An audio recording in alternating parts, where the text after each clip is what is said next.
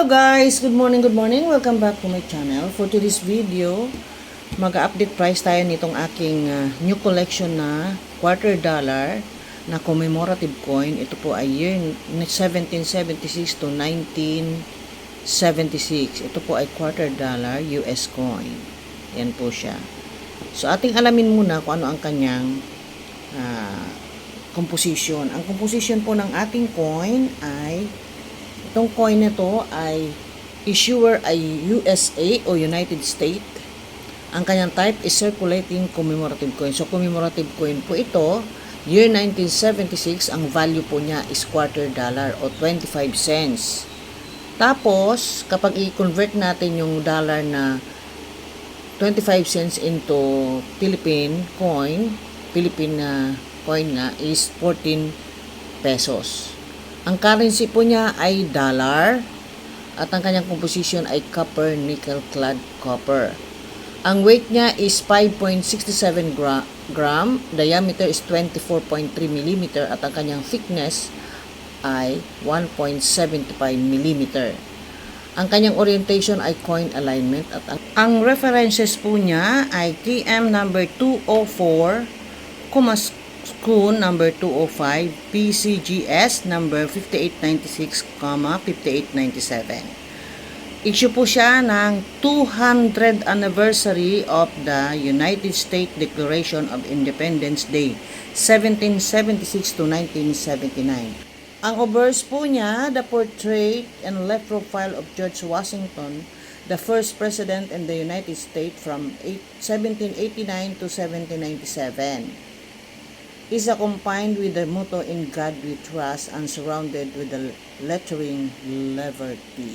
Ang reverse naman po niya ay a colonial patriot drummer facing left with a victory torch surrounded with the 13 stars on the upper left accompanied with the motto "E Pluribus Unum" and surrounded with the face value and the lettering "United States of America". So yun po ang kanyang obverse. So, tingnan po natin ang ating price update sa ucoin.net. Sa ucoin.net po, ang halaga nito ay $5.87 US dollar. Kapag meron naman kayo nitong 1976 na meron siyang mint mark na D, ayan, yung D na yan, ayan, ay nagkakahalaga po siya sa, sa ebay.com ay 8,583 pesos.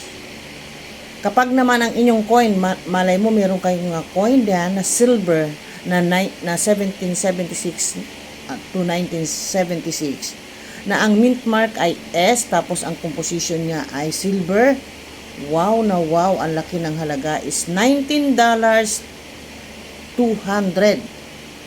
US dollar.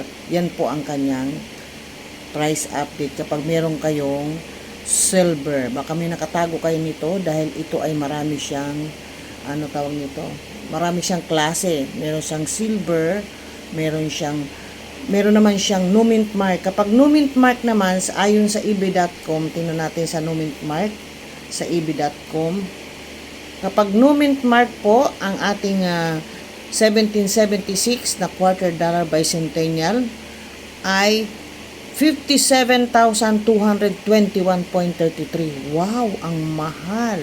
Tapos kung mayroon naman kayo nitong 1776 to 1976 na bicentennial quarter dollar na failed mint mark error. So kung may error naman to, ay nakakahalaga po siya ng 8,583.20 centavos.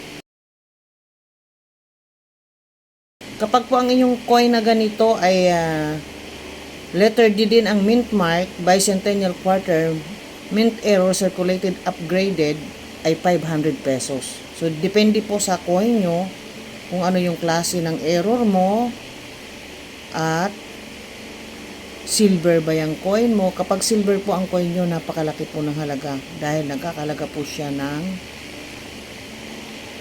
US dollar po yun na ay 19,200 po ang halaga ng ating quarter dollar na bicentennial kapag silver at ang mint mark po ay S. So, yan lang po ang ating price update itong ating 1776 to 1976 bicentennial quarter dollar ng US coin. So, kung kayo po ay hindi pa connected sa aking channel, please subscribe, like, and share. Subscribe my channel and hit the notification bell para po always kayong notify kapag meron po akong new upload. And thank you for watching. Bye-bye!